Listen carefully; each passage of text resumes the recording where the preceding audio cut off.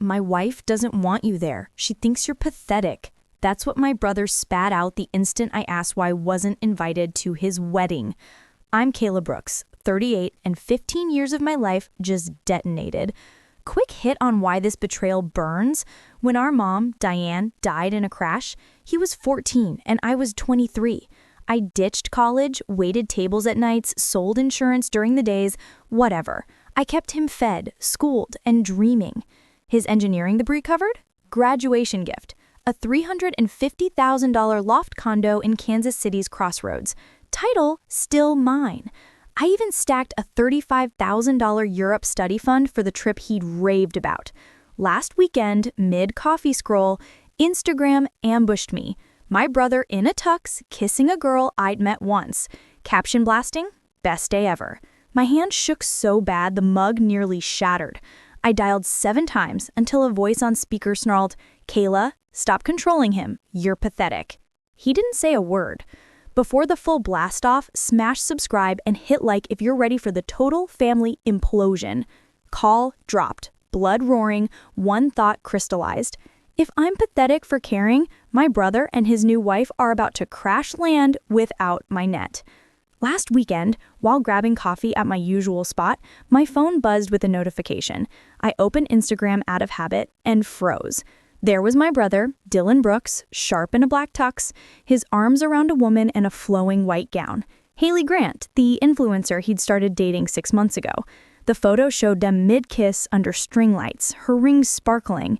Caption read, "The most perfect day of my life with my forever." My stomach dropped. No heads up, no text, nothing. I'd known they were serious, but marriage? Without a word to me? I set the mug down hard. The screen still glowed. I scrolled through the comments, friends congratulating, heart emojis everywhere. One post linked to a full album, ceremony shots, vows, cake cutting. All of it happened yesterday, apparently at some rooftop venue downtown. I hit call, straight to voicemail. Again. Voicemail. Third, fourth, same. By the 7th, my thumb hovered, then pressed. This time it rang twice before connecting. A woman's voice answered, crisp and annoyed, on speaker. "What now?" I said. "Put my brother on," keeping my tone even. Hailey laughed, short and sharp. "Oh, it's you. Listen, Kayla, Dylan's busy. We just got back from the reception and he doesn't need you stirring drama." I gripped the phone tighter. Stirring? I didn't even know there was a wedding. Why wasn't I told? Silence for a beat. Then her voice turned icy. "Because I didn't want you there. You hover over him like he's still a kid, always inserting yourself, paying for everything to keep control. It's pathetic, honestly. Dylan agrees. He's tired of it." My breath caught. He said that? Another pause. Then my brother's voice in the background, muffled but clear. "Hailey, give me the phone." She didn't. Instead, she raised her volume. "See? Even now you're demanding. We're married, Kayla, adults. We don't need your approval or your money anymore." I leaned against the counter, voice low. "The condo you're probably unpacking in right now, that's on my dime. Monthly payment straight from my account. And the Europe study fund? $35,000 I saved for his post-grad trip. That's mine too." Hailey snorted. "Please. Dylan's got sponsorships lined up. My follower count just hit 200,000. Brands are throwing deals at us. We'll cover the condo ourselves. Transfer the title whenever. As for the fund, consider it a wedding gift. We're cashing in early." Gift? I'd scraped for years to build that thing. "So that's it? You cut me out, insult me, and expect me to keep footing the bill?" My brother finally spoke, closer to the phone now. "Sis, Hailey's right. You've done a lot, yeah? But it comes with strings. I'm 29. I don't need you managing my life anymore." Strings? After everything? Managing? I raised you after Mom died, paid for college, the condo down payment. Hailey cut in. Exactly. Always the hero speech. It's exhausting. Dylan wants space, and I'm giving him that. Don't call again unless it's to congratulate us properly. The line crackled with tension. I tried one more time. Dylan, talk to me, alone. He hesitated, then sighed. There's nothing to say, sis. Hailey knows what's best for us now. Hailey jumped back in. Hear that? We're a team. Your era is over. Bye. Click. The call ended. I stared at the screen. Call log showing 7 attempts, 1 connection, 0 resolution. Coffee forgotten, I grabbed my keys. The condo was 20 minutes away in traffic. I slid into the driver's seat, engine roaring to life, and headed straight for Crossroads. The drive blurred. Red lights, honks, my mind replaying her words. Pathetic. Control. Strings. Every mile fueled the fire. By the time I pulled into the guest spot below the building, the sun had dipped low, casting long shadows over the brick facade. I marched to the elevator, punched the floor number, and steeled myself. This conversation wasn't ending over the phone. That night, I parked in front of the condo building in Crossroads and killed the engine. The lobby lights spilled onto the sidewalk as I stepped out, keys still in hand. I took the elevator up, heart steady but jaw tight, and stopped at their door. Knocked 3 times, firm, no hesitation. Footsteps inside. Then the door cracked open. His wife stood there, in yoga pants and an oversized hoodie, phone in one hand. She didn't move to let me in, just blocked the gap with her body. What are you doing here? We're unpacking. I need to talk to my brother, I said, glancing past her into the open-plan living room stacked with wedding gifts and suitcases. She rolled her eyes. Anything you say, you can say in front of me. I'm his wife now. My brother appeared behind her, hair tousled, still in the same shirt from the photos. He rubbed his neck. Sis, it's late. Come back tomorrow. No, I replied. We do this now, alone. His wife crossed her arms. Not happening. Spit it out. I looked straight at him. You let her call me pathetic on the phone. You agreed I control you? Explain that to my face. He shifted his weight, avoiding my eyes. It's not like that exactly. You always act like you know what's best for me. Paying bills, planning my future. It makes me feel like I can't stand on my own. Stand on your own? I kept my voice level. The condo mortgage? That's $310,000 total. I've put in down payment, monthly hits, the car insurance, and the Europe fund, all from my accounts. His wife smirked, phone now recording subtly at her side. We appreciate the head start, really, but Dylan landed a major influencer deal today. Energy drink brand. 6 figures over 2 years. My posts from the wedding already pulled 50,000 likes. We'll refinance the condo, pay you back eventually. No more handouts. I noticed movement down the hall. A neighbor in sweats peeking out, phone up, filming the whole exchange. Another door creaked open across the way. Voices murmured. My brother noticed too and stepped forward. See, this is what I mean. You show up unannounced, turn everything into a scene. Just go home, sis. His wife leaned against the frame. Yeah, before this ends up online, you don't want to look desperate in front of the whole building. The neighbor's camera light blinked red. I heard a whisper. Family fight after the wedding? I held my brother's gaze.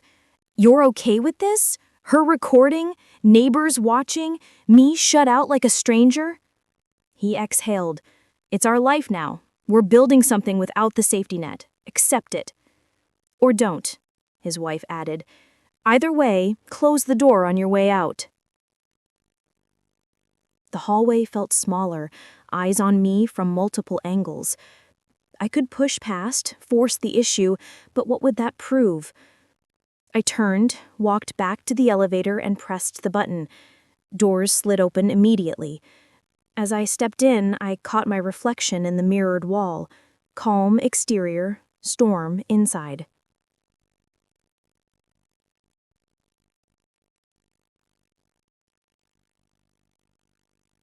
Down in the parking lot, I sat behind the wheel for a minute. The building loomed above, lights flickering on in various windows. If they wanted independence so badly, fine. I'd give them exactly that. No more payments, no more backup. Let them figure out adulthood without my involvement. Engine started, I pulled out and merged into traffic. Decision locked in. Back home, I opened my laptop in the office and launched a blank spreadsheet program. I labeled the first column asset, the second value, the third legal owner.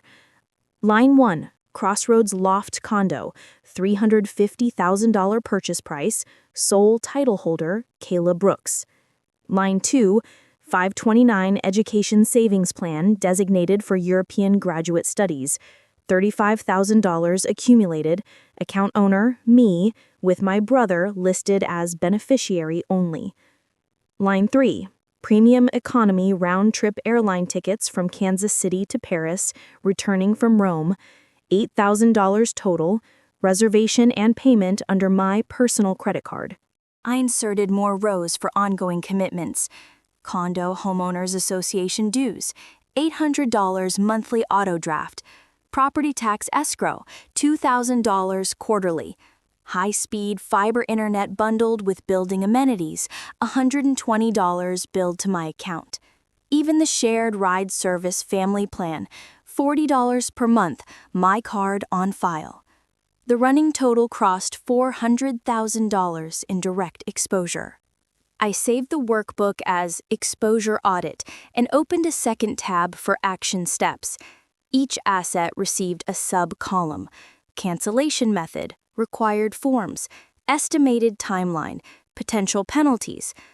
The condo entry expanded to include original mortgage documents, amortization schedule, and a recent appraisal report showing equity buildup. Phone in hand, I scrolled to Morgan Reed, corporate attorney I'd met at Industry Mixers years back. Hit call. She picked up, groggy. "Kayla, it's 11. What's wrong?" "Need a fast legal read," I said. "Every item on this list is titled or billed solely to me. Can I unwind everything? Sell the condo, drain the 529, refund the tickets, without giving my brother or his wife grounds to sue?" Morgan shuffled papers. 100%. Sole ownership trumps beneficiary status. 529 withdrawal triggers income tax plus 10% penalty, but that's your hit. Real estate, your deed, your decision. Market it, close it, pocket the proceeds. Airline policy allows name changes or refunds within 24 hours of booking if flexible fare. You're bulletproof. Any loopholes? They could claim gift intent, only if you signed something promising permanence.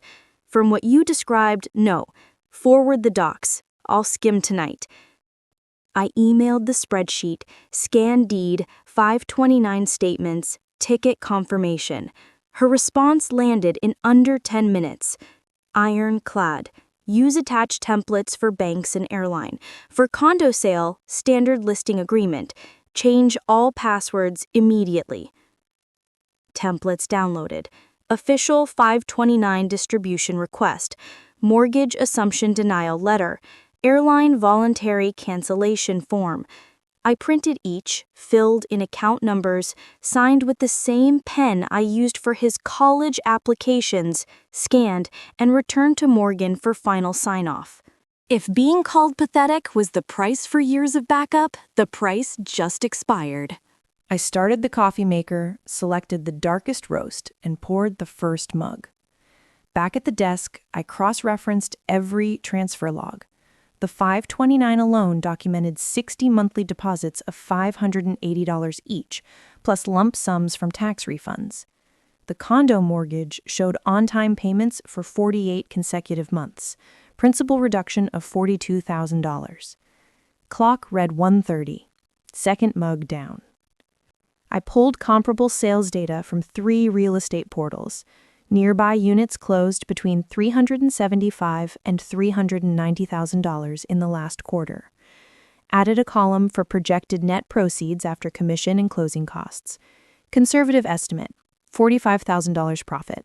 Third mug, at 3. Expanded the audit to peripheral ties. Extended warranty on condo appliances, $2,000 remaining coverage. Building garage parking pass, $150 monthly. Streaming bundle with premium channels. My subscription funding their binge nights. Each received termination instructions. By 4:15, the action plan spanned 4 tabs, color-coded by priority. Immediate cancels, 7-day notices, 30-day listings. Forms organized in a folder labeled Execution. Password manager updated, every shared login revoked, 2-factor enabled. Dawn edged the curtains as I reviewed the final totals. Penalties calculated to the dollar, $3,500 on the 529, $800 airline fees, negligible for utilities. Net outflow under $5,000 to sever ties worth hundreds of thousands. Acceptable. Laptop lid closed, stack of signed documents ready, coffee pot rinsed. Sleep could wait. When the bank opened at 9, the process began. No delays, no second chances. Independence started with paperwork, and I held every signature. The next morning, I called the airline first and navigated the automated menu to cancellations. Agent connected after a short hold. Reservation under Brooks for 2 to Europe. $8,000 charged last month. Voluntary cancel. I said. Both tickets. She typed. Flexible fare, 70% refund eligible after fees, $5,600 back to original card within 7 business days. Confirm? Confirmed. I read off the confirmation code from my email. Process complete. I hung up and checked the bank app. Pending credit noted. Next, the investment firm for the 529 plan. Logged in, selected full distribution. Form required. Reason, owner decision. Submitted with tax ID. Confirmation email arrived. $35,000 withdrawal, 10% federal penalty withheld, $3,500, net $31,500, direct deposit to my checking in 5 days. Account closed. Phone rang out to the realtor I'd used for the original purchase. Mr. Ellis answered, upbeat. Kayla Brooks. Market's hot. Checklist the Crossroads loft today. I said, aggressive price, quick close. He pulled comps. Hot area. Similar units pending at $390,000 to $400,000. We can ask $395,000. Net you strong after commission. Do it. I'll sign digitally. Papers emailed within the hour. Listing agreement, disclosure form, staging recommendations. I approved photos from the file, empty since they just moved in. Property live on multiple sites by noon. Open house scheduled weekend. Auto loan server next. Vehicle title to me. Payments auto draft. Cease and transfer title to borrower. Representative processed. Title release mailed to address on file. Your brother's now. Payment stop immediately. Home insurance policy. Condo writer called carrier. Remove property from coverage. Effective sale date. Adjusted premium prorated. Small refund incoming.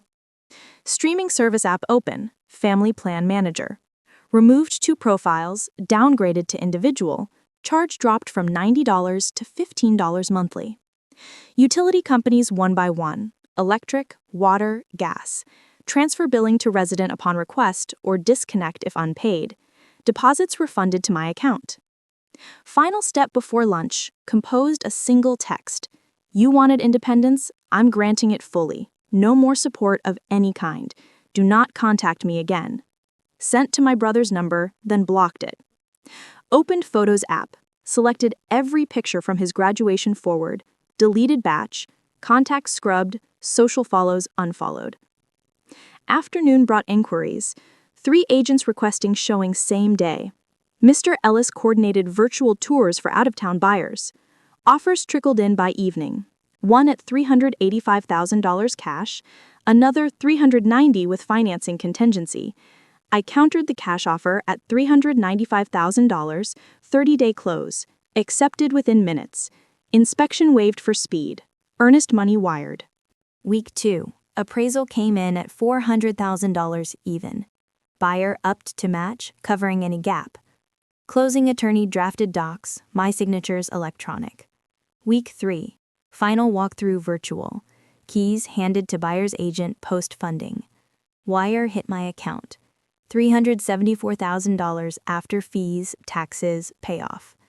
Original $350,000 investment returned, plus $24,000 profit. All ties severed. Accounts zeroed. Titles transferred. Refunds processed. No overlap, no access. Independence delivered exactly as requested. 4 months later, I was in an online meeting when an unknown number flashed on my screen. I muted the call, accepted, and held the phone to my ear. Sniffles came through first, then a broken voice.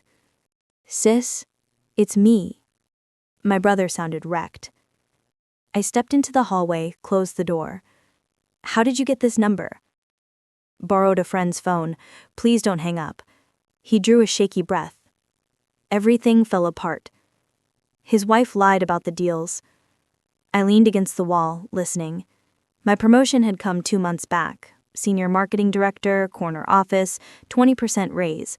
I'd celebrated with a solo trip to Sedona, hiked Red Rocks at sunrise. No one to answer to. Reconnected with college friends over wine tastings, laughed about old times without family drama shadowing every story. "The energy drink contract?" I asked. "Flop," he said. "They wanted 5 posts a week, viral challenges. Her first video got 10,000 views, then nothing. Brand pulled after 30 days. We spent the advance on rent for a bigger place, thinking more would roll in." Silence stretched. I pictured him pacing wherever he hid now. Credit cards maxed. $18,000 between 3 accounts, interest piling. She said we'd pay minimums until the next gig. I shifted the phone. I caught her with the manager last week. Hotel receipts, texts. She admitted it. Said I was holding her back, too dependent. Packed a bag, left me with the lease and bills. My pulse stayed even. Last month, I'd flown to Chicago for a conference, stayed an extra weekend exploring museums alone, joined a local hiking group, planned a fall trip to Yellowstone. Life streamlined, peaceful. He choked up. "I was wrong, sis. About everything. The wedding, cutting you out, letting her talk like that. I see it now." I waited. "Can I crash at your place? Just temporary. Couch is fine. I'll job hunt, pay rent once I'm steady." "No," I said, voice flat. "You chose self-sufficiency. Live it." "But I have nowhere."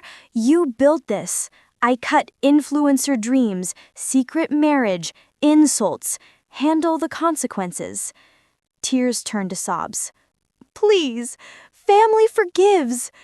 "Not this time." I glanced at my watch, meeting resuming soon. "Goodbye."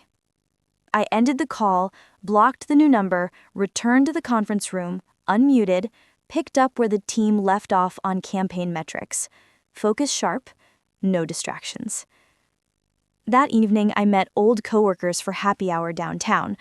Ordered craft cocktails, shared travel photos, accepted congratulations on the promotion.